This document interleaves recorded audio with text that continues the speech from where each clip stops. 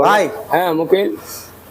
এই যে এতগুলো আমরা লাইন টানছি, হ্যাঁ তো এটা হলো পানির লাইন, এটা হলো ময়লার লাইন। ময়লার লাইন।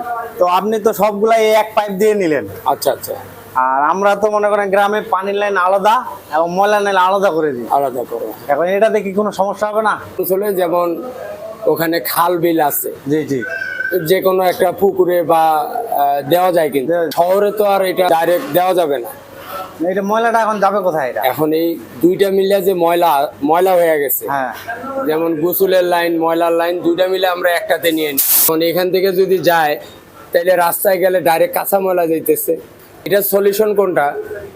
আমরা সেফটি ট্যাঙ্কিতে যে পার্টিশন দিছি, জি।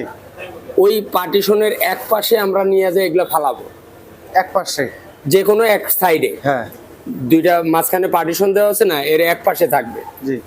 ওখান থেকে ছিদ্র রাখছি। হ্যাঁ, 1.5 ফিট 2 ফিট ছিদ্র আছে। হ্যাঁ হ্যাঁ, ওইটা দিয়ে শুধু পানিগুলো আসবে অপর পার্টিশনে, হ্যাঁ, ওইখানে কিন্তু আর ময়লা আসবে না। ময়লা যাবে না। যাবে না। এই জন্যই কিন্তু পার্টিশন দেওয়া। একটা ওই বাইরে যখন পানিটা যাবে তখন শুধু পানি যাইতেছে। আচ্ছা ক্লিয়ার?